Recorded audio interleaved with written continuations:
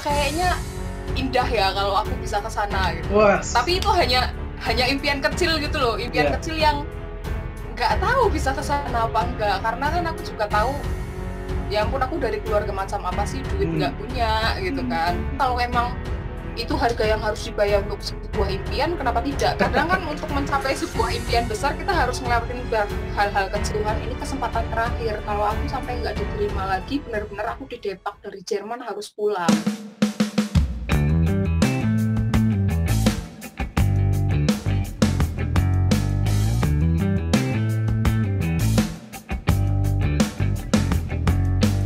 Nama aku Ria, dari Jawa, dari Jogja, atau dari Purbalingga, Purwokerto, terserah mau bilang dari mana. Aku sekarang tinggal di München, Jerman, udah dari 4 tahun, sejak 4 tahun di sini. Sekarang kuliah ngambil S2 di Hochschule Weinstefan di München, ngambilnya S2 di Agrar Management atau Manajemen Pertanian, gitu. Wah, ya. Mantap sekali ya. Berarti sudah 4 tahun di Jerman berarti ya? Ya, Purwokerto kan aku SMA ya. SMA di Purwokerto, terus aku lulus SMA, aku ambil S1 Pertanian di Unsud, tetap di Purwokerto. Terus lulus tahun 2012, ya Juni 2012 aku lulus, terus aku dapat kerjaan di Jogja. Nah, 3 tahun di Jogja kan, 3 tahun di Jogja, aku kerja di sana di salah satu perusahaan swasta, jadi marketing. Agak gak nyambung sih sama kuliahku, karena aku kuliahnya pertanian, tapi aku kerja di perusahaan finance, jadi marketing tim, gitu. Terus, aku kan suka Jerman tuh. Tadi kan pertanyaannya, kok bisa tiba-tiba ada di Jerman kan? Betul. Nah, aku kan suka Jerman itu dari timnas sepak bolanya sih. Aku kalau ditanya kenapa Jerman, aku selalu ngomong ya awalnya bener-bener gara-gara aku suka nonton sepak bola Piala Dunia kan, Piala Dunia. Terus 2002 tuh aku suka banget sama timnas Jerman. Tapi waktu itu kan umurku masih 11 tahun apa ya.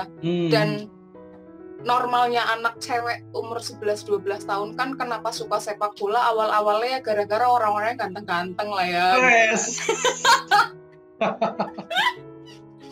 Tapi ternyata timnas Jerman tuh nggak jelek gitu loh. Waktu 2002 aku nonton itu sama bapakku kan awal-awalnya. Oh iya. Itu mereka juara 2, kalah dari masuk Brasil. Final kan? Mereka masuk final kan di Korea Jepang waktu itu kan, masuk final, ternyata mereka juara 2. Nah, dari situ aku mikir kok kayaknya indah ya kalau aku bisa ke sana gitu. Tapi itu hanya impian kecil gitu loh, impian kecil yang nggak tahu bisa ke sana apa enggak, karena kan aku juga tahu ya ampun aku dari keluarga macam apa sih, duit nggak punya gitu kan. Ibarat kata cuma impian kecil lah yang aku mungkin waktu itu nggak terlalu anggap serius. Nah, berjalanlah waktu SMP lulus, SMA, kuliah, terus kerja. Terus impian itu tuh kayak dibangunkan kembali waktu 2014. 2014 Jerman kan menang Piala Dunia tuh di Brasil. Iya. Nah itu, di situ aku kayak kembali lagi gitu loh. Impianku yang dulu tuh kayak dikembalikan. Ria, kamu dulu sempat berangan-angan ke sana. Nah, dari situ aku mulailah kayak mencari info, ada program apa ya, atau gimana caranya ya aku bisa ke sana gitu loh. Terus akhirnya, kalau nggak salah sih ada salah satu teman kerja, jadi kolega di kantor yang dia juga tahu aku suka banget sama Jerman. Tiba-tiba tuh ngirim satu link, terus dia ngomong, "Nih Ria, kalau kepengen ke Jerman, itu ada link namanya link Mas Uta pernah tahu program au pair nggak? Tulisannya AU pair, au pair, tapi bahasanya au pair." Ya tahu, mungkin ini baru denger ini. Nah itu program, jadi program kita tinggal di satu negara 1 tahun. Terus di situ kita belajar bahasanya. Bukan hanya bahasa sih, tapi belajar bahasa, orang-orangnya, budayanya, semua tentang negara itu. Dan itu bukan hanya ke Jerman sih sebenarnya. Ada banyak banget, bisa ke Italia, ke Spanyol, ke negara Skandinavia, kayak Norwegia dan lain-lain itu. terus Inggris, US, Australia gitu-gitu. Tapi aku milihnya Jerman gitu. Terus jadi kita belajar bahasa, kita tinggal di satu keluarga, tinggal di situ. Dan keluarga itu yang bertanggung jawab atas hidup kita selama 1 tahun itu. Kita tinggal di satu keluarga, kita belajar bahasanya di sana, tapi kita juga harus kasih kontribusinya kita gitu loh, yaitu ngejagain anak-anaknya mereka.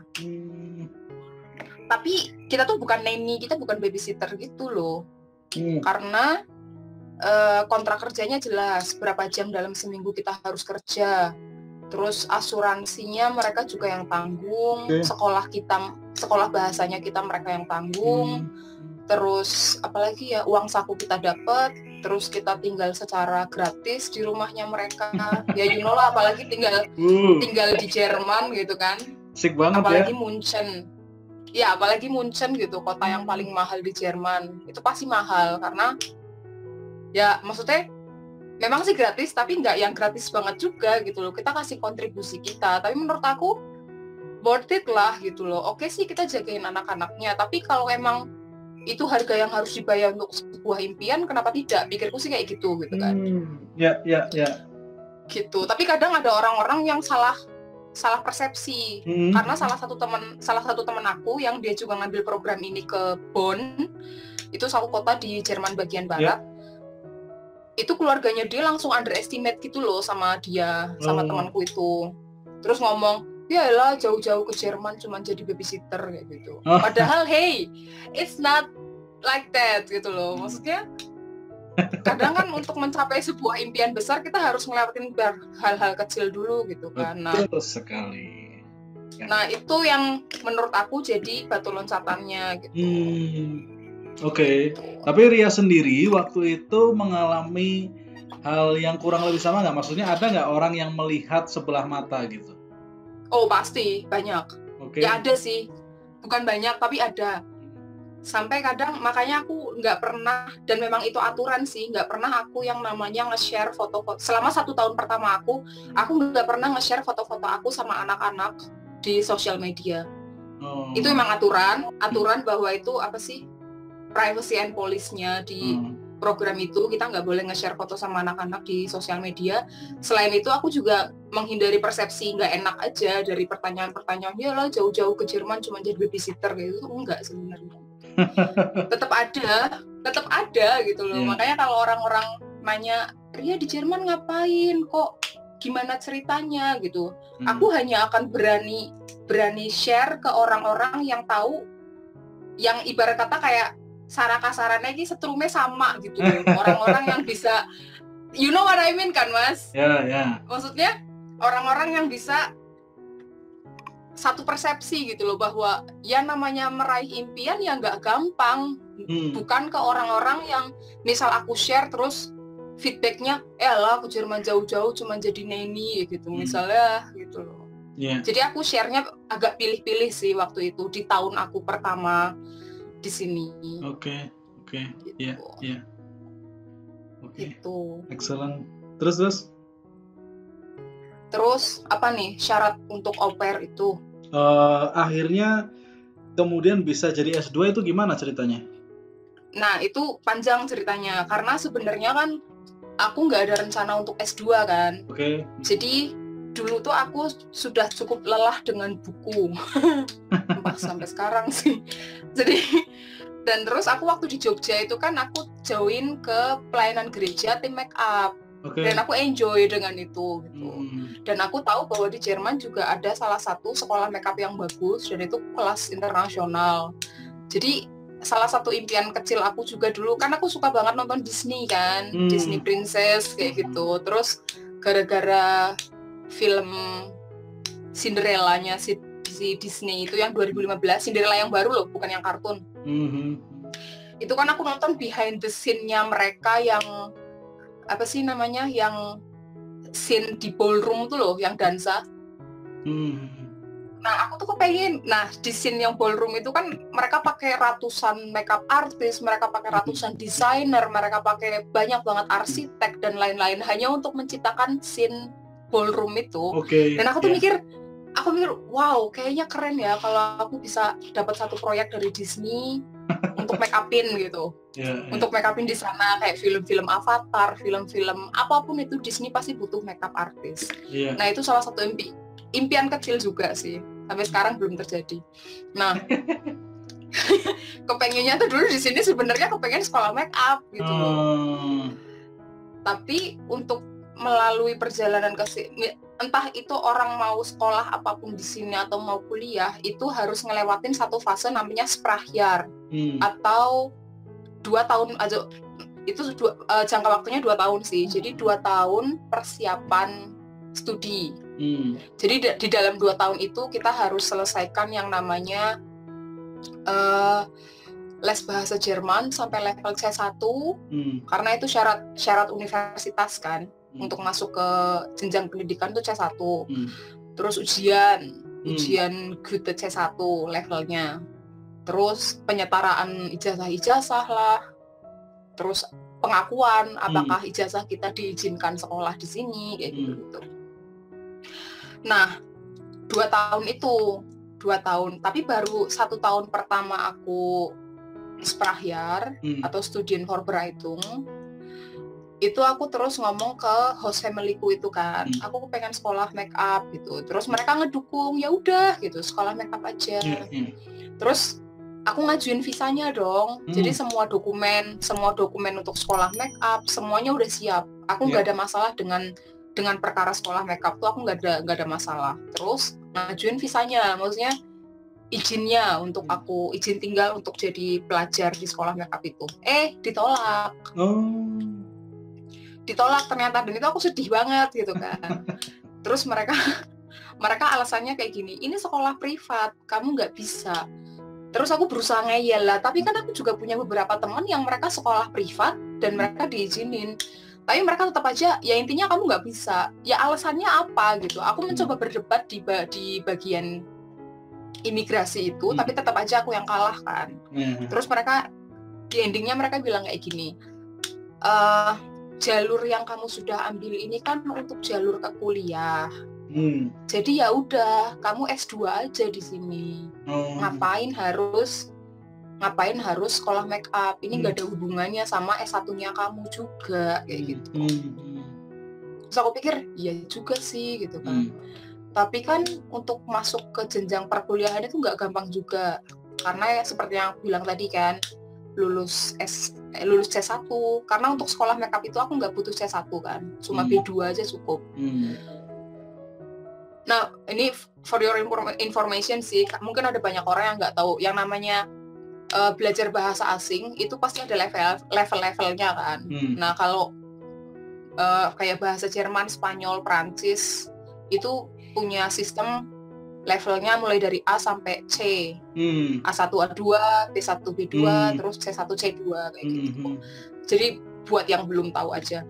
Nah, jadi ya udah, aku akhirnya banting setir lagi kan, kembali ke jalurku yang seharusnya ke S2.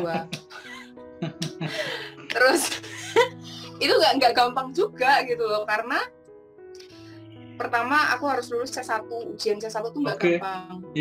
Karena ujian C1 tuh udah hampir setara dengan bahasa ibu. Jadi orang-orang Jerman yang asli gitu. Setara dengan bahasa ibu. Jadi itu udah bikin aku stres. Dan aku nggak lulus dalam 1 kali ujian. Aku 3 kali ujian kayaknya baru dapet C1. Ya, itu baru di ujiannya. Kedua, di masalah birokrasi, penyetaraan dan lain-lain. Nah, aku waktu itu 2017 aku emang udah persiapin sih ijazah aku masukin ke namanya Anerkennungsstelle. Itu salah satu departemen atau lembaga yang ngurusin ijazah-ijazah kita semua dari negara apapun. Nah, tugasnya mereka adalah ngecek apakah status ijazah kita diakui di sini apa enggak. Nah, puji Tuhannya memang ijazah aku diakui gitu loh. Boleh kuliah di sini. Gitu. Anerkennungsstelle. Terus ada lagi yang namanya apa lagi ya? Oh ya, ijazah aku kan ya puji Tuhan sih ijazah aku ada bahasa Inggrisnya ya. jadi masih sedikit lebih gampang gitu, karena kan ada beberapa ijazah dari Indonesia yang tidak ada translatean bahasa Inggrisnya kan. Itu ribet banget karena mereka harus translate dulu dan itu mahal. Terus bukan hanya sembarang translate, tapi ke translator yang tersumpah, yang legal gitu loh. Dan itu mahal gitu. Tapi untungnya sih ijazah aku kan udah double kan, Indo-Inggris gitu. Jadi aku cuma tinggal legalisir ke, waktu itu aku ke notaris. Satu bundle aku bayar waktu itu 11 euro. Jadi ijazah plus transkrip di bundle gitu, terus bayar 11 euro ke notaris. Itu udah anerkendung atau pengakuan, terus legalisir ijazah. Terus daftarlah aku ke kampus yang aku tuju itu gitu loh. Udah semua dokumen lengkap, tak, aku daftar. Baru seminggu setelah daftar, aku ditolak. Oh, ditolak lagi? Ditolak lagi. Kayaknya hidupku penuh penolakan ya. Iya, ditolaknya itu agak logis sih sebenarnya. Jadi ditolaknya, Mas Uta dulu waktu S1 SKS-nya berapa coba? Total SKS. Lupa aku. Tapi 150 katakanlah kan, nggak mungkin lebih dari 150. Nah, SKS-ku juga cuman 150. Dan sementara di Jerman S1 itu minimal 180 SKS. Oh, ya. Atau 200. Jadi 180 sampai 210. Bayangkan gitu loh. Oke. Jadi kalau di sini itu satu mata kuliah 5 SKS. Kalau di kita kan satu mata kuliah paling-paling 2 atau 3 SKS kan. Maksimal 4 lah. Nah, kalau di sini itu satu mata kuliah itu 5 SKS. Gitu. Jadi SKS ku kurang, makanya aku ditolak. Terus itu rasanya aku udah stres, udah nangis. Ya ampun, mana visa aku waktu itu udah mau habis. Kalau aku sampai di winter semester 2018, ya 2018 itu aku belum diterima di salah satu universitas, aku bakal didepak dari Jerman. Karena masa seperti yang aku bilang tadi kan waktunya cuma 2 tahun kan. Iya, betul. Nah itu udah hampir tahun ketiganya aku selesai gitu. Aku udah sedih, itu summer 2018. Aku udah sedih banget, aduh Tuhan, ini kesempatan terakhir. Kalau aku sampai nggak diterima lagi, benar-benar aku didepak dari Jerman, harus pulang. Dan masalah pulangnya sih buat keluargaku nggak masalah ya Mas ya. Malah mamaku pun happy kalau aku pulang. Cuma you know lah, kadang-kadang kan mulut-mulut orang Indonesia ada yang asam nyebelin gitu loh. Maksudnya aku takut, waktu itu aku takut dengan jujur aku manusia ya, aku masih takut dengan omongan orang yang yalah jauh-jauh lama berapa tahun di Jerman pulang nggak bawa apa-apa. You know, maksudnya apalagi di kampung loh Mas, aku takut dengan omongan-omongan itu gitu loh. Nah, terus aku di sini kan juga ke gereja dan aku komsel kan, ibarat kayak di GKJ PA lah, komsel. Nah, aku ceritalah, namanya tempatnya kita curhat kan di komsel juga kan. Aku kan gereja di Hillsong Munchen. Dan aku di situ aku punya komsel juga. Aku cerita di komsel aku masalahku seperti apa tadi yang ditolak karena kekurangan SKS itu. Nah, terus 2 orang dari komsel aku itu kebetulan puji Tuhannya mereka kuliah di agrar manajemen yang aku ambil itu, tapi mereka udah mau lulus. Waktu itu mereka udah mau lulus. Nah, terus akhirnya teman aku yang ada di komsel itu namanya Stefan, dia ngomong, oke Ria, nanti aku coba ngobrol sama pihak kampus. Karena ini kan bukan pure kesalahan kamu, ini kan hanya gara-gara masalah regulasi aja gitu loh. Secara dokumen kamu semuanya punya gitu, ijazah kamu diakui di pihak Anerkennungsstelle bahwa kamu boleh kuliah di sini. Terus bahasa kamu dapet.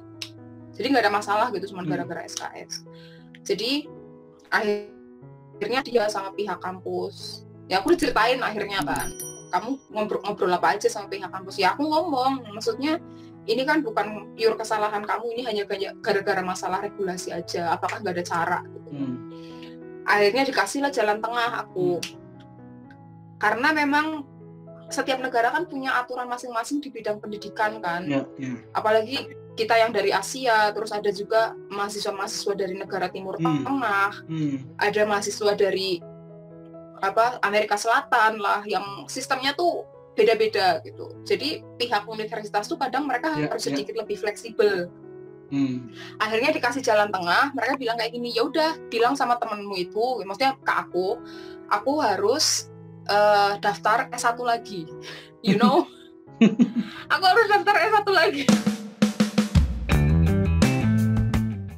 Ya pagi dan sore aku merah susu, you know, kayak apa rasanya. Bangunlah mimpimu, maka mimpimu itulah yang akan membangun hidupmu. Aku pengen bikin mamaku happy, bangga gitu. Kalau Tuhan udah membawa kamu sampai sejauh ini, Dia tuh nggak akan mempermalukan kamu dengan cara meninggalkan kamu.